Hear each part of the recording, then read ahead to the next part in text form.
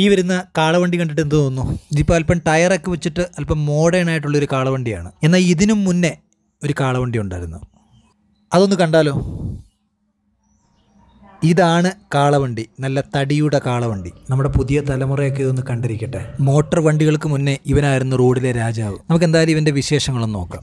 Petrol വണ്ടിയും current വണ്ടിയൊക്കെ വരുന്നതിന് മുമ്പ് ഇവനായിരുന്നു റോഡിലെ രാജാവ്. ടയറിൽ നിന്ന് തുടങ്ങാം. ഇതാ കണ്ടില്ലേ, ഇമ്മാതിരിയായിരുന്നു അക്കാലത്തൊക്കെ ടയറിൻ്റെ പണികൾ. അക്കാലത്തൊക്കെ ഈ കാലുകൾ പണിയാനായിട്ട് ഉപയോഗിച്ചിരുന്ന നല്ല തമ്പകത്തിൻ്റെ ഇരുമ്പ് തോക്കുന്ന തടിയായിരുന്നു. കൃത്യമായി പണിഞ്ഞെടുത്ത റൗണ്ടിനകത്ത് ഇതേപോലെയുള്ള കാലുകൾ തുളച്ചു വെച്ചിരിക്കുക. സംഭവം ഹെവി സ്ട്രോങ് ആണ്. കണ്ടില്ലേ, കാലം ഇത്രയും കഴിഞ്ഞിട്ട് നല്ല സ്ട്രോങ് ആയിട്ട് നിൽക്കുന്നത്. എൻ്റെ നടുവിലെ പോയിന്റിൽ ഇതേപോലെ ഒരു ആണി വെച്ചിരിക്കുകയാണ്. ആണി അല്ലായിരുന്നു പണ്ട് അതിനിരുന്നത്, മറ്റെന്തോ ആപ്പായിരുന്നു.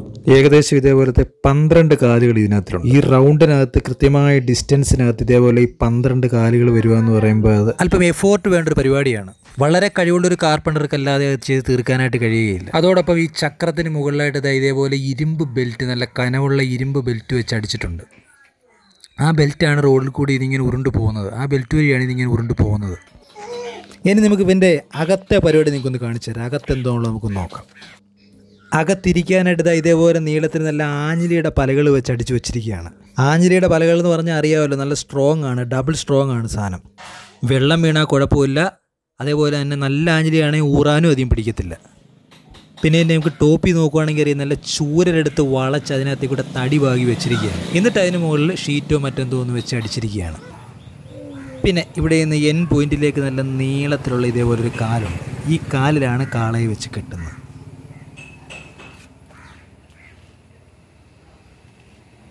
പിന്നീട് എന്നിട്ട് ഈ പോയിന്റിൽ ഇരുന്നിട്ടാണ് കാളയെ അതിൻ്റെ ആൾ ഓടിക്കുന്നത്. പിന്നെ ഈ സാധനത്തിൻ്റെ ബാക്കിലായിട്ടൊരു സംഭവം ഉണ്ട് കേട്ടോ.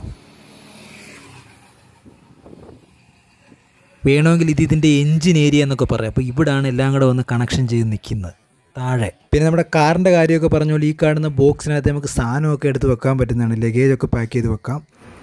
കണ്ടില്ലേ, നല്ല കമ്പിയൊക്കെ അടിച്ച് കയറ്റി നല്ല ബോക്സ് നല്ല സ്ട്രോങ് ആണ്. അപ്പോൾ ഇതെൻ്റെ യാത്രയിൽ എൻ്റെ കൺമുമ്പിൽ കണ്ടൊരു കുഞ്ഞു വിശേഷമായിരുന്നു. ഇത് നിങ്ങളിലേക്ക് പറയാനാണ് ഞാൻ ജസ്റ്റ് ഒന്ന് ആഗ്രഹിച്ചത്.